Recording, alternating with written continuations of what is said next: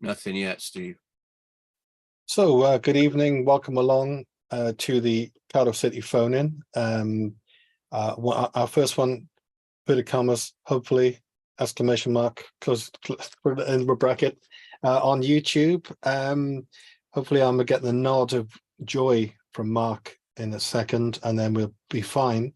Otherwise, this could be a total test journey into the unknown. Which is a little bit like any Nigel, any Cardiff City season you want to mention, really, isn't it? Oh, absolutely, and this one could be included. Different test pilot this year being Harold Bullitt, of course. You're not live at the moment, Steve. Okay. It's coming up, so it's All probably right. going to start at 15:15, I expect. Okay, so we'll see how it pans. So Nigel, while we're waiting, just in case we do get a nod of joy, what's on your shirt tonight? It's actually a Devo one. It's A Devo, yeah. Yeah, Should You Whip It, which is obviously their biggest hit, but it's not my favourite song of theirs by any means. But it's a scientific flowchart of whether you should whip it or not. What would be on the list of potential whipping things? We're live, Steve. It's actually a Devo. Great. Oh, Devo, yeah. We're live now. Brilliant. So, which is obviously their biggest hit, but it's not my favourite song of theirs by any means. But it's Let me mute it. it's a scientific flowchart of whether you.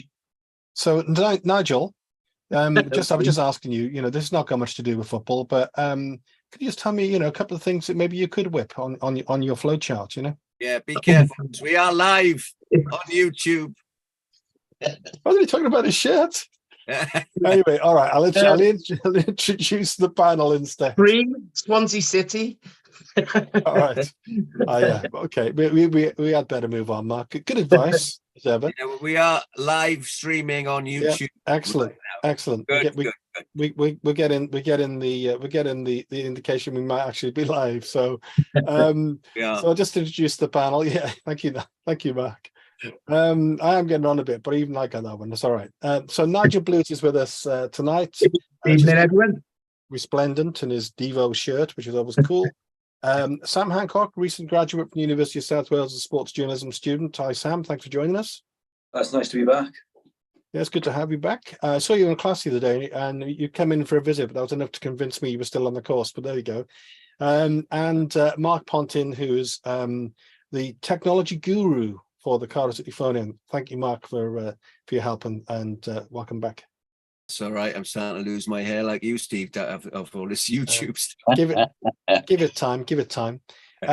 Any of it, it's all right. So on the show last week, Mark, because we didn't do the live stream, but it went out, as a show on YouTube. We did the predictions at the end of the show, and Nigel, remember this. I think actually, if I remember, I think we mostly went for wins.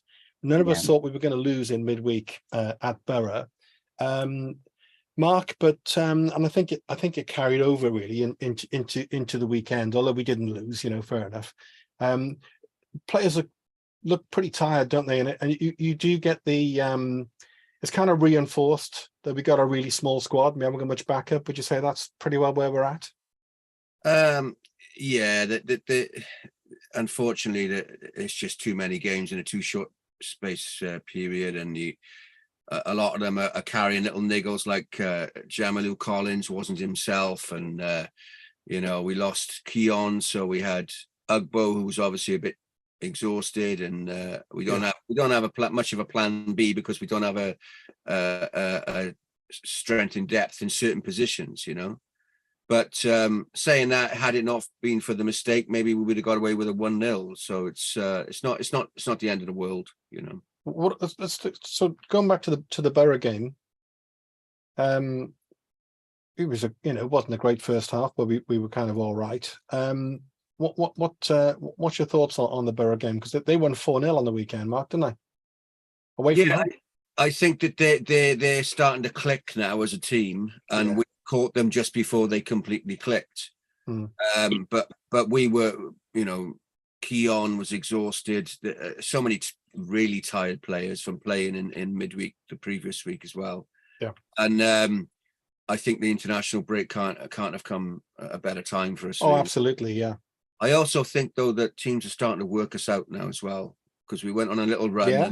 And, the way we set up is quite similar each time, with the two like number 8s basically, and Ryan Wintle as a 10, and we've got the pace on the wings, so that they're a lot more wary of that now. Every team's seen us play now, so it's going to be interesting going forward to see if he alters that a bit, if it carries on being successful when we've got a fully fit squad. We'll have to wait and see, you know. Well, I think Sam, that's that's where we're at really as a club. We still haven't been able to sign anyone for so long. We haven't been able to add any numbers. We've got 25, on the weekend we got 25 players in our squad. 2 of them are goalkeepers. I think 4 are injured. So Reno was the only one who didn't make the squad really on the weekend, and even that's with Kieran Evans in. So when we have a fully fit squad, Sam, I think our starting 11 is has proven itself to be pretty good, pretty strong. But as soon as you got a few players missing, and we can't, January can't really come soon enough for the club, can it really? No, but I think on the flip side of that, if you look at how well we've done with so many players out, I mean, last year, even with a full start 11, you wouldn't have backed us to get anything away at Middlesbrough, which we didn't this time, or get anything at home to Watford, because it shows off how we've come. That even with the second string team, in some ways, that we can still pick up points in places. Ramsey was the marquee side, and he's been out for a while now. We still went on a good run. I think the sign is still positive. I think a lot of people just need to remember, though we're still a team in transition. There's a lot of players coming in. I feel like as much as January can't come soon enough, and if we get the right players, I think that'll be enough to sort of send us to another level, hopefully. I think we've come a long way. And we won 4 in a row. And we were talking about, the golden Mad Mick days and all the rest of it. But now, unfortunately, our friends down west have also won 4 in a row. They won a game and they went on a bit of a spin. But we've only lost 1 in 6, if you think of it that way as well, So all in all, Nigel, I suppose, well, I think we are, I think we're pretty happy. But, as soon as City don't, win a match, the keyboard warriors come out, and there was a bit of booing at the end of the match as well on the weekend, which I wasn't really sure what that was about, No, I just think it was I never booed a match anyway, but I think it was a bit of frustration, wasn't it? Because they did start relatively well, got the goal, looked quite comfortable, and you just thought, you're going to go on and get 1 or 2 more, and then I think down tools is the wrong way of expressing it, but literally from 35 minutes onwards, nothing happened. They just hardly got going at all, and never created any opportunities, any moments of excitement. And that's unlike Cardiff, because they generally have come on strong in the closing stages of games. And I think they've been doing that for quite a while. But yeah, Watford were a better team than Watford would have beaten us, put it that way, and it's ironic for all the quality and they showed. Their only shot was because of our error. If it wasn't that howling error, we would have won that 1-0 and would have been the luckiest 1-0 ever in some respects. But I think it's just caught up with them a bit. I mentioned last week that it's 7 games in 20 days. 3 really long trips in terms of Blackburn, Sunderland, Middlesbrough have all come up very close together.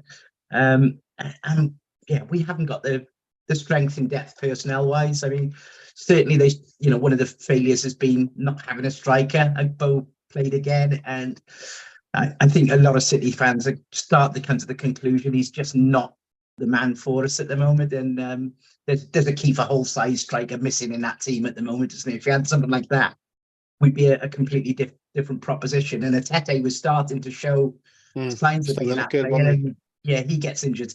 And it's just unfortunate the players that have got injured, all clubs are having injuries at the moment, but it's always seems to be key players for us that have been struggling recently. And it's just a shame Callum Robinson still doesn't look right. He came on for that last half hour, didn't he? What do you think that is? Is that a fitness thing, or is it a confidence thing? What is it? It was interesting. There was quite a number of comments on social media about, and tiredness has come into it undoubtedly, but are they actually as fit as other teams at the moment? I think that was one of the questions doing the rounds. Yeah, and all the hammy injuries as well. Yeah, they looked very jaded at Middlesbrough second half, and they looked even more so on Saturday. They looked very sterile and sort of run out. very unlike how they have opened up the season. And you're thinking, are they really running out of steam? And we know they need the break and they need the rest, but are there questions about the fitness? I don't know. We'll see how they look when we come back from the international break. But undoubtedly they need it. No doubt in that. Yeah, I mean, because when I think was it 5 or 6 minutes? I can't remember. I think it might have been 6. Was that 5 or 6 at the end of the game? Yeah. And as soon as it goes up, everyone goes way, and I'm thinking, oh no, we don't need that. Let's if anyone's going to win this, it probably ain't going to be us. Yeah, absolutely. But look at it the other way around. Last season, we were terrible at home last season. We would have lost that game every time last season. The fact we come away with a point from a day we didn't play well at all. And even went to Sunderland the other week and had a great win there, smash and grab win. Those are the results we would not have pulled last season. Yeah, that's a good point. Something about the squad. Yeah, because we were very lucky to win at Sunderland, Yeah, absolutely. It was a fantastic result, so it kind of evens out, doesn't it, really? Yeah. But I think the signs have been there the last couple of games. Sunderland, Blackburn, although they used the second string, they got turned over quite badly there. And then obviously the Middlesbrough and Watford games, the last 3 or 4 games, it has felt like they're running on fumes a little bit. And they definitely need that break to get players fit. Injured players hopefully available. I know they said Atepe's out for a month, but if you think about it, he's potentially only going to miss 2 games because of the international break. So it's actually come to our advantage to a certain degree. But let's see how they come back from that. They got some games, and very winnable games when they return from the break, and hopefully they'll be freshened up. Including the Bristol City match, which is always Bristol fun. City, Talking about that one. Talking about a bit of fun, Nigel, because you've been watching City for I don't know how long, how many ridiculous amounts of years before you were born, I think it was. But as I was coming into the game, there's a couple of Watford fans, wandering across in their shirts and whatever, and I had a chat with them, just talking about surprised to see them doing so badly because they've got a pretty good squad and all the rest of it, and I direct them to the away end and everything. City fans hate this now because they've been friendly to away fans. And then at the end, in the traffic at the end, which is incredible getting out of that area, there's Watford fans wandering along in their colours and all the rest of it. And I know it shouldn't even ever have been a thing, but do you think in a way it's quite nice to see that we can be grown up enough to allow people to support other teams? Because it wouldn't have happened years ago, would it? No, it wasn't. Funny enough, I went into the city centre before the game on Saturday, and there were quite a few Watford fans, just not just an away fans pub, but just a couple of fans sitting down. I saw one table where just a couple of City fans and a couple of Watford fans having a drink together in one of the places I went to. I imagine the Watford fans were buying. Yeah, let's hope so. And funny enough, I had a chat with a couple of Watford fans because I got the train from Central over to Ninian Park just before kickoff. And there were a couple of Watford fans on the train. I said, how have you given that manager a new contract? Yeah, that's what they said, actually. Yeah. They sack him every 3 weeks, don't they? And even when they're doing well. But this is the worst they've been doing for years. And they did say they're playing quite decent football. They can't buy a goal. And that was their problem. And I guess they showed that on Saturday. But yeah, they were quite confident they could get a point or a win down here, and they were right. They're a better side than their league place in. But I think their summary is probably right. They can't score goals at the moment. I think, Sam, that's the thing with we said about Borough starting to click. I thought Borough and Watford. If we look at I think they're both in a false position. I thought Borough were. I didn't predict them winning 4-0 on the weekend, but I thought they were in a false position. And Watford have got a decent squad. I mean, if you compare them to like Rotherham or whatever, Watford are chalk and cheese. They didn't play very well, but they have got some good players. But what I was surprised about, Sam, and I think it was probably an indication of how lacking in confidence they are, because they've had a pretty poor run. The number of times they put the ball out of play themselves, the number of mistakes they were making. Yeah, I know. And going back to what you said about the false league position and things like that, I just think in the Championship especially, it's a long old season, teams peak and trough all the way, other than the extremes of I can't imagine Leicester dipping too much throughout the season. The top 2 tend to be consistent, but from third place downwards, teams have their moments and they have the struggles as well. Even in our promotion season, we went 4 games without a win during Christmas time.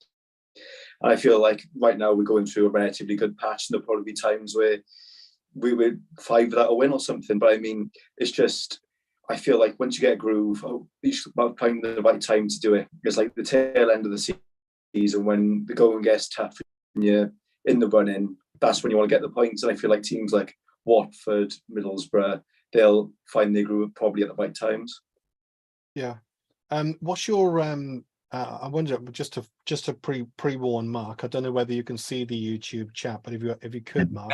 Yeah, we've had our first ever live Hooray! comment. Does it get off?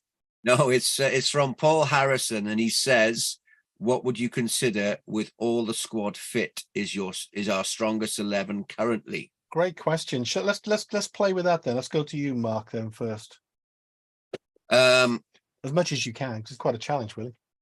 Well, I think the back four that played on against Watford and the goalkeeper are pretty much the strongest. Yeah. In front, even though he's gone off the boil a little, I'd say Siopis, Wintle, Ramsey, and then we've got Grant. I'd like to say Tanner, but I'm not 100% sure yet on that. And the striker, I'm not really sure of either. It's Keon at the moment looks the top one, but the jury's out, you know, because Keon is trying his best. He's coming along. He's getting better. He's good defensively, but is he consistent? We don't know yet. Tanner is improving defensively. He wasn't great on the weekend, was he? I think, like I said earlier, that the teams would have seen him score. Yeah, I'm glad you said that, Mark, because I wondered. I'll ask you then on that one. Do you think, going back to what you said about, you know, they know how we play? I almost felt as if they did a number on Tanner, actually. Well, Watford set up the same to try and stifle. Yeah. The one thing that we have now, which is vastly different from last year, is we got pace, and there's a lot of pace, a lot more pace than there was, and now each team's going to watch the games of us playing, and they're going to think, right, well, we got to stop the marauding wingers. We've got to stop the advanced playmaker, Wintle, or whoever it might be, Ramsey, and then we might be able to get. I mean, Watford were also getting the ball over the top quite a bit. They were doing what we usually do. They were doing it to us. Yeah, and they would have known that Collins was a niggle on his hamstring. Yeah, it wasn't quite so right. he wouldn't be so pushing forward, and he wasn't because of his injury. So this is the thing. This is where, when Mick McCarthy went on that long run, we were all, oh, this is great. As soon as teams worked out what we were going to play like, they just shut it down, and that's what might happen now, which is where we miss someone with a vision of Ramsey. Yeah, we do. Who can make things click, because Wintle, for all his efforts, I don't think is as good in this position as he is where Siopis plays. You know, yeah, it's you need that more creative vision there that can see things that other footballers can't see, which is someone like Ramsey. You know. So carrying on with the question, if I go to Nigel, I think you know, okay, Alnwick didn't have his best game. His distribution wasn't great, and he gave away the goal. Right. I think giving him a 4 was a bit harsh. He made a great save as well, but there you go. But I think he's in there at the moment. The back four sort of picks itself pretty well at the moment. Yeah. It's strange one there though, Steve. I mean, when we signed Panzo, I think we all thought he was going to be one of the mainstays of the team, and hasn't happened for him, is it? He's not going to get near it, is he? And when he's had a couple of chances, he's looked awful. And the Arsenal reserve keeper. Yeah. So, you know, obviously he's back up there, but it was quite noticeable last week that when we had those injuries, and you thought, well, maybe that's a game they're going to bring him in. They didn't, and they didn't bring him on when they put. Because he could have played left back, couldn't he? You know. Yeah, absolutely. Yeah, and they played Ebu Adams, didn't they? Totally out of position. In defence, and I think, well, that's a Panzo position. So you wonder what's going on with Panzo at the moment. But time will tell. Hopefully, again, it might be another fitness not ready issue. I don't know. But I think the big questions are on Ollie Tanner. he's played a lot of football. Really surprising. He's played started every game and played most games recently. And he got a 3-year contract. Yeah, Watford doubled up on him, didn't they? I don't know they if you seem to, noticed didn't that. They did double up on him, so they noticed that. And just as an aside on Watford, have you ever seen such a not physical team? Their physique at the Oh, they're moment. huge, aren't they? They were bulked up to I the saw your extreme. comment online saying about they had shoulder pads on. They did, didn't they? They looked like they'd come off straight off the American Dallas film footballers. set. Yeah. Yeah, a couple of their players, they were so bulked up. It was unbelievable. But yeah, and I think they were physically, they were muscling us more than other teams have this season as well. See, that's a good point, Nigel, because I love Siopis already. He's already up there as a bit of a cult hero, but he's about 4'4", so in a number of times he was just like really quite easily muscled off the ball, wasn't he?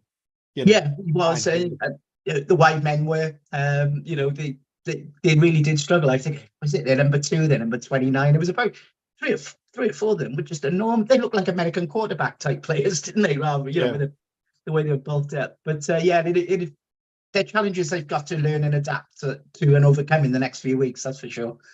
So going back to the question again, then who would be your 2?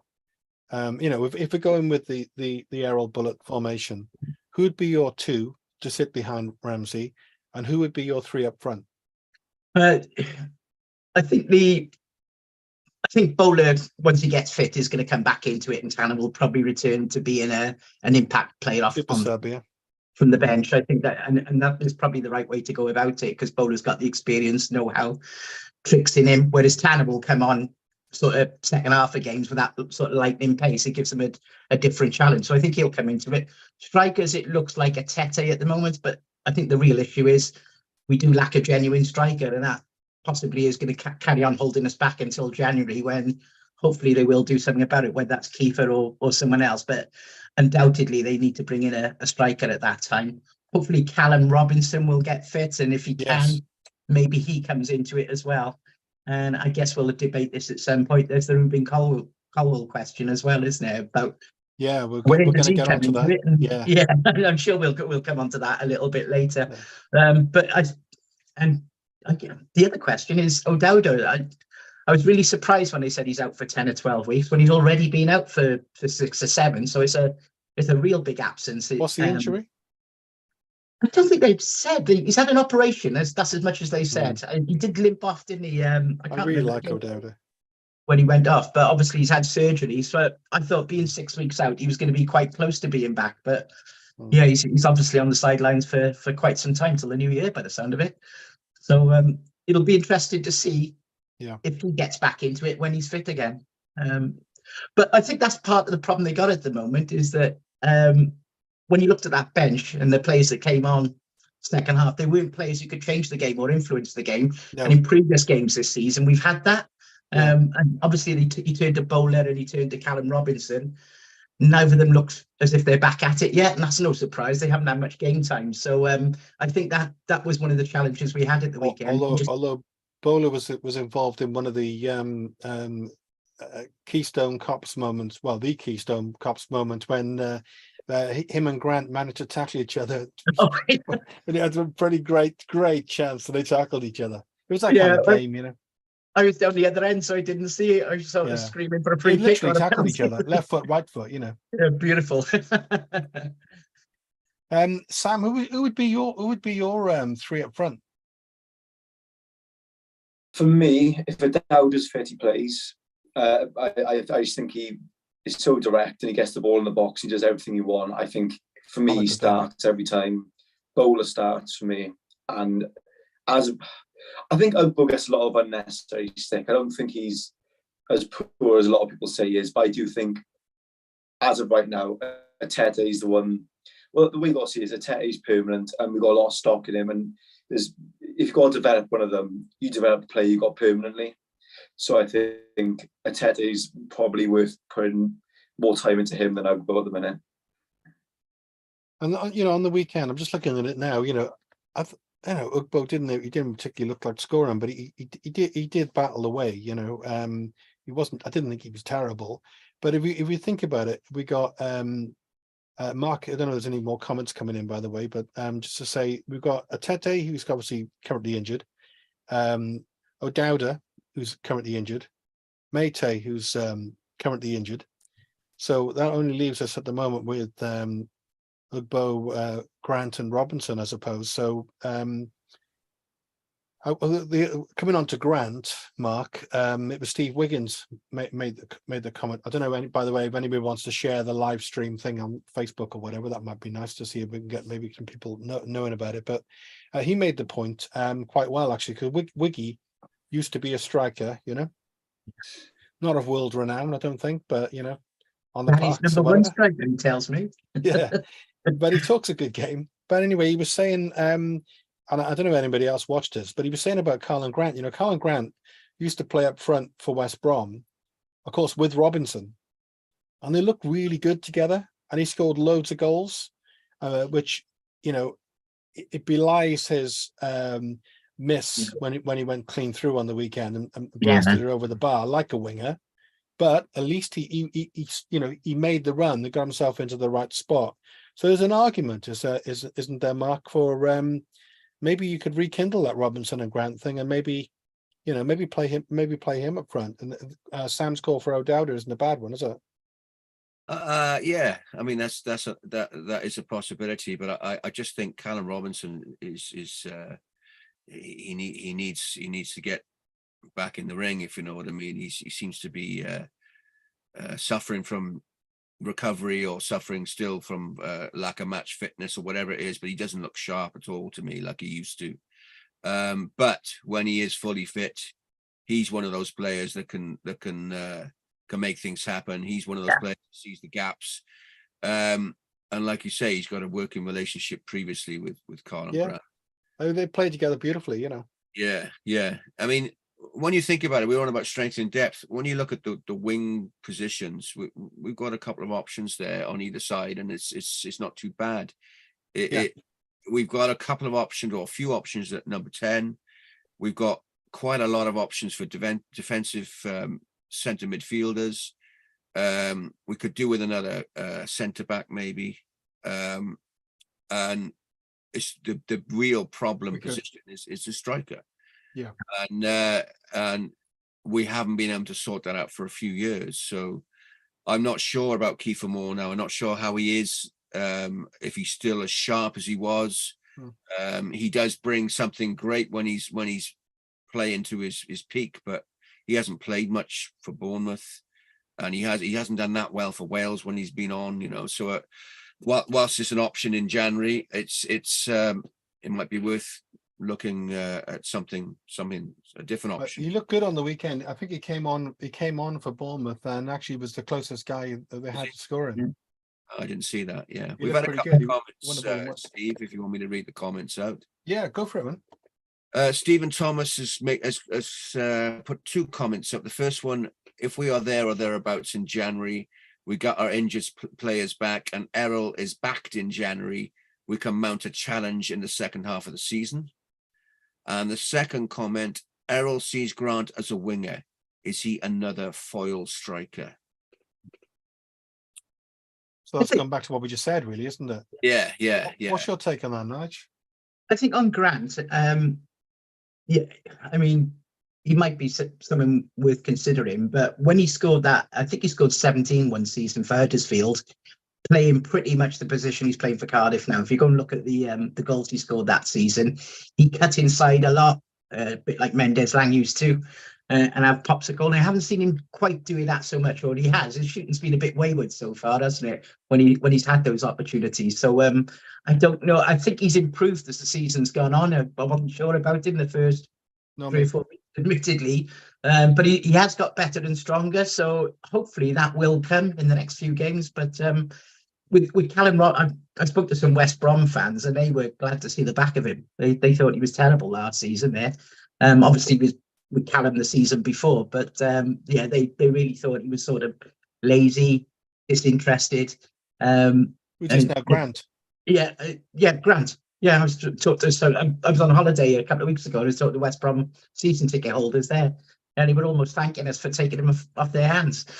So and they said the West Brom fans have got a pretty low opinion of him, but they bought him. I think they paid 13 million for him, if I remember rightly, West Brom. Wow. So he's certainly not living up to that valuation at the moment, either at West Brom or for us.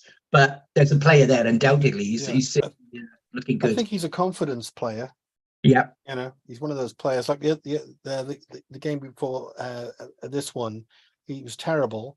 And then he put the cross in for Atete, and then he was a wildy, he was away, Yeah, I think you're right. If he's probably is one of those players, if he can get one goal for us, he'll probably go on a run and get 4 or 5 in no time at all. But he just needs to get that. Well, he has scored this season, actually, hasn't he? But I think he needs to just get on a run with goals and probably, I'd say when he's had opportunities, I think his shooting so far has been a little bit wayward. So it's probably a little bit of shooting practice too. What's your I might have asked you before, I can't remember. What is your take on the Errol Bullitt, football philosophy and so far? Oh, love him, love the man, love all he's doing. Needs to get back in his jeans and Burberry on match days. I'm getting very disappointed. Yeah, disappointing that, wasn't it? He's gone tracksuited corporate. Lack of effort. I liked him being different.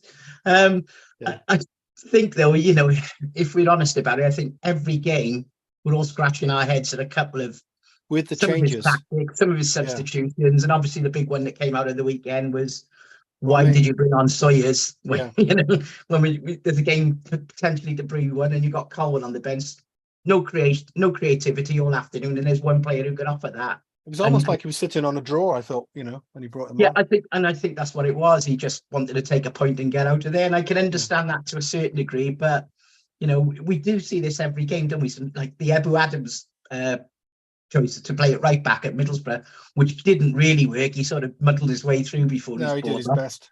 Yeah, we do see this every game. There's a real baffling sort of tactic or substitution, but mostly he's getting it right and he's learning. But, I mean, there's an interesting one there, isn't there? He's played Ebu Adams out of position, and Romeo sitting on the bench, sitting on the bench. Yeah, exactly that. And what message does it send to Ebu Adams? And even if he wanted to bring on a holding midfielder for the last couple of minutes, you've got Ebu Adams on the bench, and he puts on Sawyers. This is the player he said, "You've got no future at this club. Get out of here. Go and get games elsewhere." And then he gives him, he sticks him on. You've got Adams there, and you've got Colwell there. You do wonder what sometimes when you see things like that, but we don't know the inner workings. He may have his reasons. No, well, as the famous Viv the Maverick would say, keep the faith, boys. Yeah. So it's early days. Are you surprised, Sam, to see Sawyers in the squad ahead of Reno? Oh yeah, 100%. Because I remember for the transfer window ended, he mentioned he told Sawyers to find pastures new and go elsewhere, and I think that nothing really materialised. But I'm surprised he's still getting a sniff, considering that we have got other options. It's not like he's the only one goal left, but I suppose he sees something in Sawyers for that game in particular. I think with Bullitt, and there are I agree with Nigel that there's a lot of decisions he's made that's left us all a bit puzzled. But what I would say is, I think he's got enough credit in the bank to make the decision he wants to. I think he can make some rogue choices, to be fair. But also, you've got to look where we are on the table. I think he's a results man. And what we haven't got is a man who's willing to risk losing to win, but he's a man who'll get points on the board and get us overachieving in a way. I think that's all we can ask for at the minute, considering where we've had for the last 2 years or so. What he seems to do, which is quite nice, I think, is if you play well or we get a positive result, then he kind of believes in you. Yeah. I think that's a really good thing. Like Ollie Tanner said, Ollie Tanner, where was he? York or something mad last season? Yeah. Somewhere mad, and he was on the fringes and then played quite well in pre-season, and the manager believed in him, and he's just signed a 3-year contract with Cardiff City. So that's good man management, I think. Yeah. Just one thing on Bullitt. Do you know?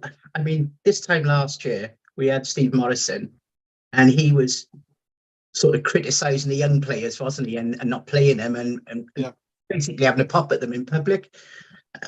And I know it's a very minor thing, but Bullitt has in recent weeks commented about Tanner. He's commented about Colwell, and it does seem it's the younger players he's commenting about, because they're not the only ones who are making mistakes and having poor games recently, but No. I think he does to comment a bit more about the younger talent than the older heads, and I think it's just one to watch. So what let's go there, yeah, because you mentioned it a couple of times. So the two words are Ruben and the other one's Colwell, right? Yeah. So what does he have to do to get on the pitch? Why isn't he getting looking? No idea. He's an enigma, isn't he? And he can come on and he can show some great touches, and he can be frustrating. And undoubtedly he does need to improve his defending. But when you're coming on for the last 4 minutes of the home game, surely you want someone who can put a foot on the ball, try and get you upfield and try and create the chance to win the game later on. That didn't seem to be his tactic, but I do think he, at times, like Cannon is at the moment seems to be getting plenty of opportunity and chances. Cole was getting none at all. Now, it was only 3 or 4 weeks ago, he was having to go at Tanner for not tracking back, but it didn't seem to stop him playing Tanner, even though probably he's needed a little bit of a rest himself. He hasn't looked quite as effective the last couple of games. Although what a goal that would have been, that one at Middlesbrough, if they came off the inside of the post. He was very unlucky there. Yeah. But yeah, with a side short on creativity, I think he's looking at a trio of midfielders in Wintle, Joe Rawls, and Siopis. They're virtually nailed in as starters, aren't they? And he looks to play 8 players around him, and because you've got those 3 players in the middle, none of whom are creative, but he's using all of them. He's looking for players around them to try and make things happen. And Colwell doesn't seem to fit in that equation. Why is he? Because like Wintle, for me, it's a Wintle or Rolls really. If you're going to play that formation, Wintle, he's just not. He's not an attacking player at all. He's a bit fish out of water there, isn't he? Yeah, and that's another case of Colwell being, trying to number 10 position. Ramsey injured, you'd think the doors are wide open. He's the ideal one to step up, absolutely. Yeah. And he might just need to give him 15, 20 minutes to try him out. But the problem with Ruben Colwell, I think, unless you give him game time, nothing's going to change. What's going to happen? He went away because he's not really playing for the under-21s or development team anyway. He gets you. He went away with Wales under-21s last month. Started in the 2 games. The feedback was he was the class above anything else on the pitch. So you've got to play to Colwell's strengths. You can't just bring Colwell on and say, "Oh, I expect you to go back and defend all the time and try and make things happen when you go forward." You've got to allow a little bit of time for your maverick players to produce their magic, haven't you? And you've got to get that balance right. But I do think it's because he's got those 3. We're playing 3 holding midfielders. It makes it quite hard for him to put Ruben Colwell in as well, and that seems to be the challenge. Wintle is the obvious one that maybe shouldn't be getting 90 minutes in that position. I like Wintle, but I don't like him in that position. Mark, what's your take on the Ruben Colwell quandary? I'm going to be controversial here. I kind of agree with Errol Bullitt. I think that you can see Ruben is an offensive-minded player when he needs to be an all-round player. And the way that Bullitt's playing, I mean, you look when Ramsey is fit and when Ramsey is playing, not only is he creating, he's also defending, he's also pressing. Mm-hmm. And Ruben, I don't think, has quite learnt that yet. And if you look at the Watford game, he could have brought him on instead of Callum Robinson, but once he brought Callum Robinson on, he's not going to bring Ruben on after that, because he's got a player playing in that position who's supposed to be given the chance to provide the creativity.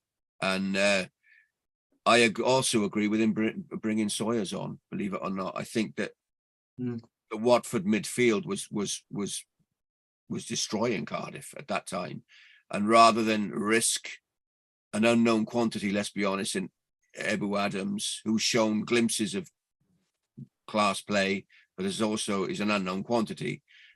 He needed someone that could just stick his foot on the ball and slow things down, and had an old head on, an experienced player to go in there and try. Then there wasn't enough time left in the game for him to show that. But I mean, I'm the biggest Ruben Colwell fan. When I went to the stadium on a stadium tour, they said sit in one of the seats in the dressing room and have your photograph taken. And I picked his seat. I sat in his seat, and my wife took a picture of me. I'm his biggest fan, but he is still a player in development, and I honestly think that a spell on loan will do him really good. I think if he's allowed to play in a team where he can shine creatively, and also it's a little bit more, it's a less comfortable situation for him. Maybe it's a League One team or something like that, where it's a little bit hard going. Then I think that he'll come on a lot. He's not being given the opportunity at the moment because he has too many weaknesses, and he needs to iron out those weaknesses, and then he'll be a really, really good player and a great asset. Just to stop there, we've had a few more chats. Well, just very quickly on that, Mark and Stephen. We're just interested in the other guys here. If Bullet feels that way about Colwell, and I think you make some really valid points. Why is he given a new 4-year contract only 2 weeks ago? Because that seems to be a hell of a lengthy contract for someone you're not sure about. And I think he's one of these managers that publicly gives criticism in the hope that the player will respond and understand the need, like he's done with Tanner. He publicly criticized Tanner. He doesn't track back. Now he's not the completed article, but he is tracking back a lot more. His side, when he's playing in front of Perry or whatever, he is now playing with them rather than not, and he's pressing a lot more and he's trying. Whereas I don't think Ruben's been given the chance to show that, but the little phases that he has got on, he hasn't. He's just his head is right. What can I do to create a chance? What can I do to help my team now that I've lost the ball or someone else has lost the ball? He's thinking forward all the time. Can I read these comments out, Steve? So go for it, Mark. Steve Wiggins has joined. He says, Wiggy. We've answered his question already, but I'll read it out. I thought with Rambo out, the Rotherham game through to international break was the perfect time to give Colwell a run. We desperately need midfield invention, don't you think? And Stephen Thomas has come in. Has Romeo fallen out of favour for getting sent off at Leicester? Errol said he doesn't think Colwell tracks back enough, which is what I basically said. So the other thing, Mark, I'll go to Sam now, but actually I'll come off what Mark said and come to you, Sam. The 4-year contract thing, I think it's really fantastically exciting, actually, seeing people like Tanner and the younger players given a long-term contract. That's really brilliant to see. I think that's good work, because I think he's only here for 1 season as it stands. I don't think he will be, but Errol Bullet at the moment. So he's doing some good things, and he's signing some good players. But the other way of looking at it with Ruben Colwell, if you've got a good young player, secure him, get him on a long-term contract, and then maybe that does point towards maybe he will be going out on loan, and developing him and making him the best player he can be moving forward. I would tend to agree with that. I think there's a common misconception now that if you reach the age of 21 or 22 and you haven't made it, the only way forward is dropping down divisions, and you probably won't make it at the level that you're at now. But I think they'll just want to rush everything now. They're not willing to give players time to develop and things like that. I think with Colwell, as much as his weaknesses are clear and obvious, I think his strengths are there for all to see. And I feel like with them, a bit of fine tuning, I think he could be a top championship player. And I feel like Mark said, loan would do him good just to iron out the problems and things like that. But it is exciting to see that the likes of Tanner and Colwell again, long-term contracts, and even the likes of McGuinness, NG and Wintle again, I'm showing now that there is a plan. There's a plan in place, because it seemed to be a bit scattergun before. We never really saw anything longer than 2-year contracts, really. But I think now we're building something for the future, and I think that's really exciting. Some of those players are quite young as well, so hopefully they'll be around for years to come. Nigel, McGuinness, probably for me, just about wasn't a great match, just about man of the match, but courtesy of his goal and his defending, and he didn't really get the ball away much and played well from the back. He's becoming quite a player, isn't he? He is. he looks like a player who's going to be in the Premier League with or without Cardiff in a couple of years. He's heading in that direction, isn't he? I'm really surprised he didn't get a call up for Ireland when Robinson did, but I'm sure that will come next time. But I think the partnership he's developing with Gutas as well. It's really good. Gutas has really come on the last couple of weeks. Yep. He's had a couple of brilliant games as well. I think that is any good team has got to have a strong spine, haven't we? So at the back now, we got it right with the keeper, we got it right with the back four, we've got a decent midfield. It's a shame that Brambo's gone out of it at the moment. We're not quite there up front at the moment, but the signs are there that we're heading the right way. But McGuinness took that goal so well. I was right behind it. And the funny thing was, didn't he? I thought he didn't seem to react because he batted it in and just seemed to just walk across to the other players. I thought, someone's flagged this offside. He didn't seem to react as I thought he would have scored in that. But it's incredible. Is it 11 or 12 players now that have scored for City this season, more than any other Championship team? So we may be lacking that striker, but we're getting a contribution all around the team, which is and Gutas got the assist, didn't he? Because he nodded it onto him. He did, flipped it on, and I think I did mention it on Twitter. That's the third goal from a corner this season. We got 2 all of last season in well over 200 corner kicks. So we've already unbelievably bad last year, weren't we? And that's because we got height in the centre half. So we got a bit of height, and we can put pressure on when those balls go in the middle now. And on top of that, I think, but one thing that Bullock does well, he does get players to go in forward. So we didn't see enough of it on Saturday, but it is noticeable that when City break forward, they quite often have 4 or 5 in or around the box. Last season, what we see in 1 or 2 if we were lucky, So that is making a difference as well, and it's great to see. And I think we might have talked about this the other week, but it's a simple thing. But I think since Gutas gone over on the right and McGuinness on the left, to me it just looks much more balanced. The thing we haven't talked about yet, right? We'll this is a nice little debate. I'll go to you first, Sam, because you're the young un, the new kid on the block and all that. All this playing out from the back stuff, right? Because on the weekend, even in the Premiership, where arguably, well, they should be, the money they're on, classier footballers, there's some appalling goals being given away. And on the weekend, we got away with one. We got away with one in particular, but with a couple of times, to be credit to Alnwick, made a really good save, actually. The number of times where, like somebody said to me, well, you're not going to score from your own box, are you? So, like, why are we doing this? And a friend of mine, I mentioned the other week, the guy who wanted Errol Bullock sacked after a few games. I might mention his name one week, but I won't just yet. But he hates us playing out from the back stuff.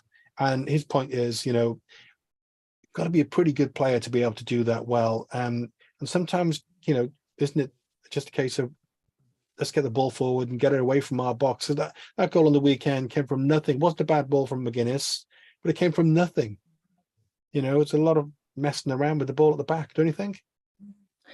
Yeah, I think it serves a purpose. I think game state's important. Where you are in the game, you losing 2-1 in the 80th minute, you winning 3-0. What purpose does all it serve? These things, it's just a purpose in terms of depending on what stage of the game you're at and where you are, winning, losing, drawing. Obviously, I think straight after you score a goal, you probably should just calm the game down and make sure you're keeping your heads going. Possession stuff, things like that. I feel like even though a lot of times it will create chances, because ultimately we don't have world-class defenders. They can't all ping 30-yard passes on someone's toe. But I think it's the way the game's going, and I feel like recycling possession, and I think managers is just so risky, even though it is risky in its own way. They just don't want to concede possession by kicking it long, and then the opposition have the ball.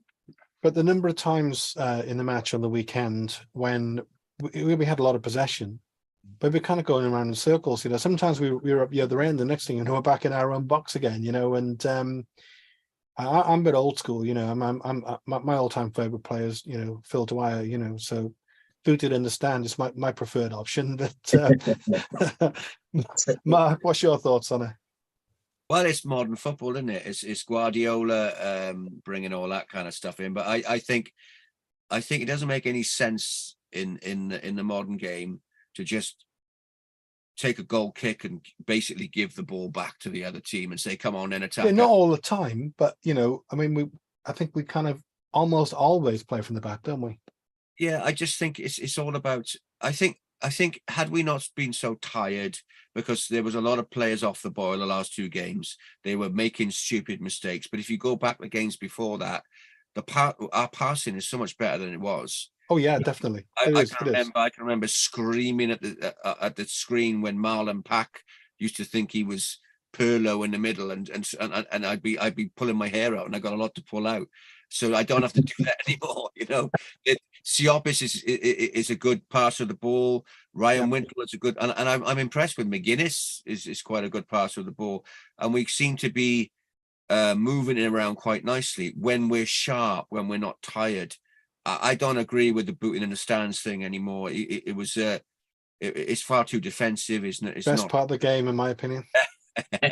Rosette. Well, it used to give the chance for the crowd to keep the ball for a couple of minutes. They got balls around the pitch now. That's not fair. That's right. Yeah. We've got another comment. Steve Wiggins. Sometimes a good old Don Merry up the field is called for. Well said. Well said. My dad. I don't know whether we can share the live link as time goes forward on Facebook to pull more people in.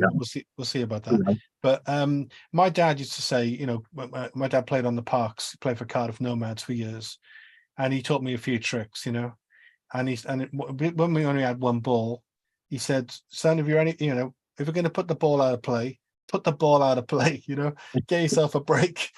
So I battered it out there, get like 5 minutes, Yeah, but I think it's playing from the back thing. I think Man City do it so well because what they tend to do, and you notice when Cardiff playing from the back, it pulls the opposition forward. If Cardiff got so they'll have 2 strikers on the edge of our area. They'll pull their midfield forward into our half, and then if you can get the ball over the top quite quickly and transition play, you create your chances. And Man City are very good at doing that. We haven't got that at the moment, so that's a problem. And one of the things I noticed with Cardiff this season is the number of diagonal balls we're playing. So although we're playing out from the back, we're forever switching play and playing diagonal. And I think I heard a stat.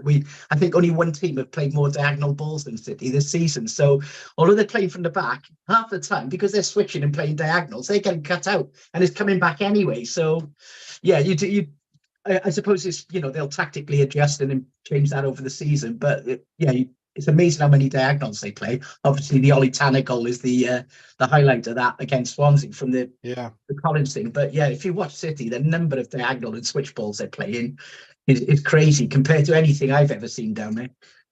And Alnwick, if there was a weak part of his game on the weekend, it probably was pretty well as kicking. He put the ball out of play quite a bit, and then that first touch, it just gave them a goal because they didn't really look well. They had chances, they created chances, but every time it was probably through our mistakes, wasn't it? Really. Yeah, but then again, I think that was an instruction to try and kick it towards the touchline. But the 2 players he's kicking it towards were Ollie Tanner on one side. I can't remember who it was with the other. Colin Grant. They're not really players who are going to hold the ball, bring the ball down, hold it up, flick it on, or whatever. That they're not that type of player. So, but it did seem that was a tactic or something he was asked to do because he did do that time after time, didn't he? Same kick. He didn't really vary it. Yeah, I don't think he was terrible, but it was obviously that he gave them the goal, and then that gave them the confidence, and then they were away. Looking to January, which I already am, by the way. Sam. Merry Christmas. No, not for, yeah, I know. No, don't talk to me about Christmas in the shops already. No. But Sam, we'll have some money. We'll be allowed. Well, I hope we have some money. We'll be allowed to spend money. Put it that way. So, if we're bringing in 2 or 3 players, what positions are we looking at? Well, strikers on the jumps out, isn't it? Like it's keeper's been banned around a lot. Yeah, and I think that's the obvious one. I think Mark might mention earlier, maybe another centre half would be nice because I feel like at the minute Panzo seems out of favour for a right-footed one, maybe. Yeah, and I think a left back's desperately needed. I think if JC's out, we're left exposed because at the minute he doesn't fancy playing Panzo there. I think O'Dowd is wasted there when he plays, and I just think it'd be nice to be able to give JC a break when the season gets quite busy with Tuesday, Saturday games. I think maybe just give him a bit of a breather.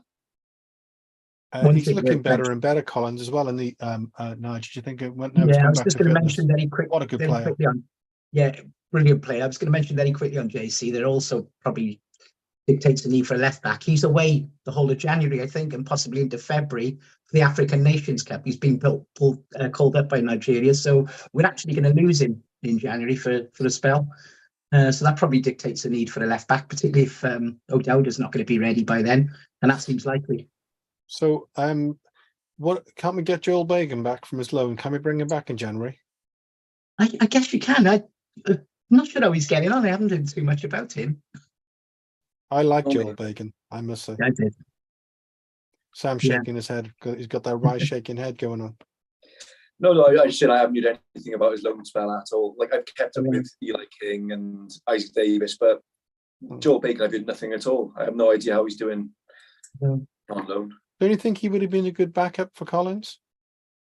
Sam? Oh yeah, 100%. Yeah, I've always liked Joel Bagan. I think we thought he's always a bit lightweight, but I thought technically sound. I thought he'd 100% do a job. I'm not even sure why we loaned him out, to be honest, because I feel like it restricts O'Dowd so much when he plays. Then he's the only one who can really fill in when Collins is injured. So I think loaning Bagan out was a mistake, but I think obviously maybe the manager didn't fancy him for now. Probably. Yeah. I mean, it's like we said earlier with Ruben, I suppose, just to an extent, Isaac Davis, let's hope he comes back and becomes the player that we all want him to be. Joel Bagan, he's another one just been given a long-term contract, So maybe maybe that's the way market's kind of shaping up with Errol.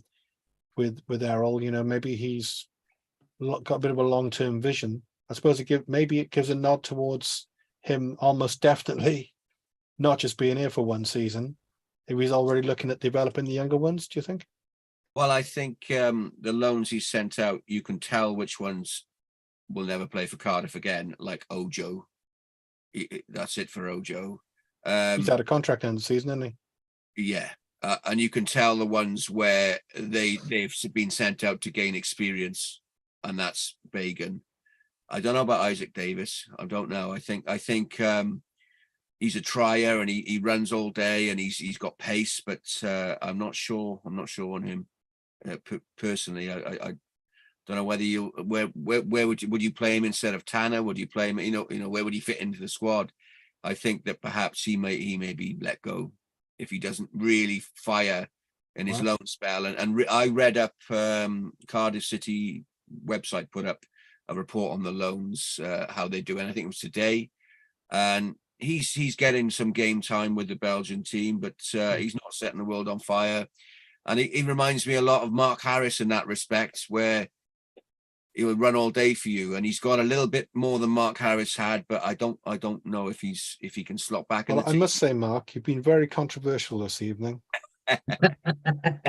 You've had I'm just being Sawyers, Ruben Cobble now putting the boot into Isaac. Oh, don't get me wrong. I don't think Romain Sawyers will be here come January. I think but I think he made the right decision for that game at that point in that time. But I just don't know where Isaac Davis is going to fit in. Now they've given Tanner a long-term contract. Yes, you got Grant on loan, but I can't see him being above them in the pecking order. You know what I mean? I know he's perhaps can play a different kind of game, but I just don't know where he's going to fit in. I think, and also watching his loan progress, he's not really doing anything that exciting on loan. He's not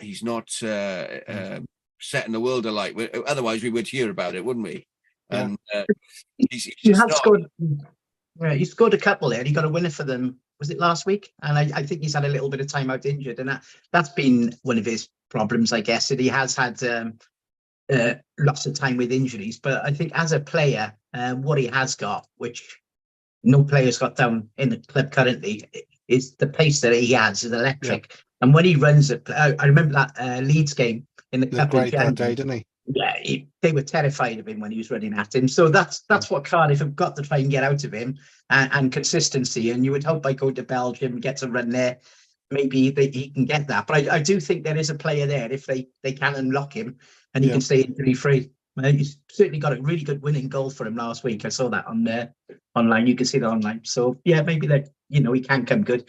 But yet they are playing with a bad team. You've got to remember that team that they're with, Tan's other team in Belgium. They're bottom of the league. That was their first win of the season. They're going down. They're rotten.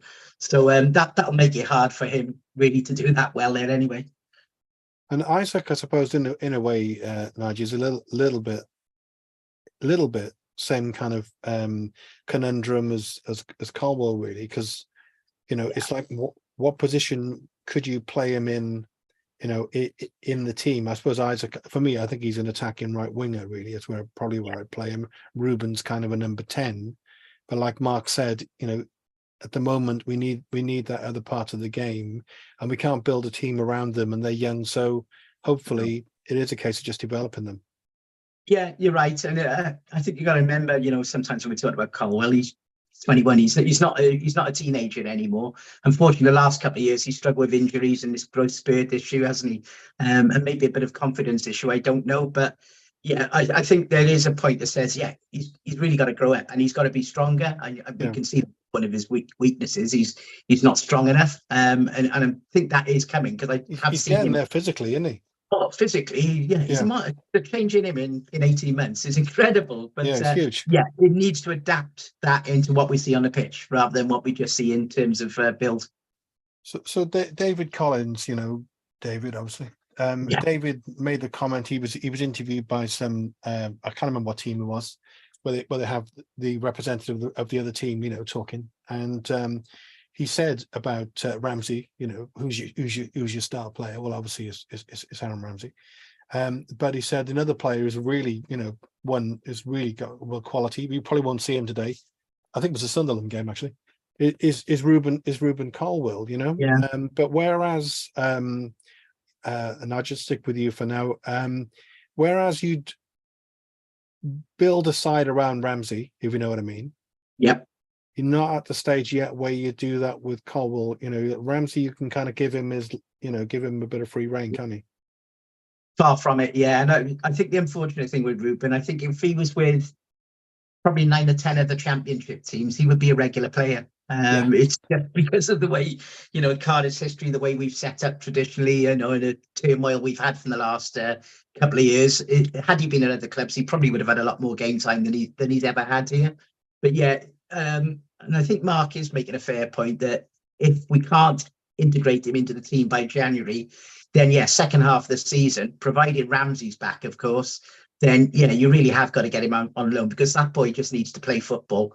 He's not going to get any better sitting around on the bench at Cardiff and getting the under 21 game. He just needs to get game time now, and only then can we judge, is he really going to break through or not. But I would like to see that happen at Cardiff, because I think he should be getting more game time. And there's no games coming up, so we can't do any score predictions. No, well, he's away with Wales. Yeah, of course, we got the Wales stuff. Yeah, we can talk about that a bit. So apart from Mark being, Mr. Contrary, it's been a fairly good show, trying to wind people up, trying to get the YouTube hits. So, more comments, Steve, if you want me to read them before. Yeah, go on. Jeremy Williams says, "Evening, gents. Great to find you back online." Thanks, Jeremy. And then he goes on to say, "Here's an early shout out for our next food bank collection on December the 9th at Millwall, against Millwall. Please bring along what you can to support us." So when Cardiff play Millwall on December the 9th. So the Millwall fans might join in with that. They tend to love a bit of food over, don't they? Yeah, that's right. Yeah, my birthday that day. If anyone wants to buy me a beer as well, you're more than welcome. There you go. No, nice one. Thanks, Jeremy. Always happy to promote stuff like that, and good luck with it. Well, there we are, the end of our first live stream on YouTube. Looks like we more or less got away with it. So thanks all, and speak to you soon. Cheers all.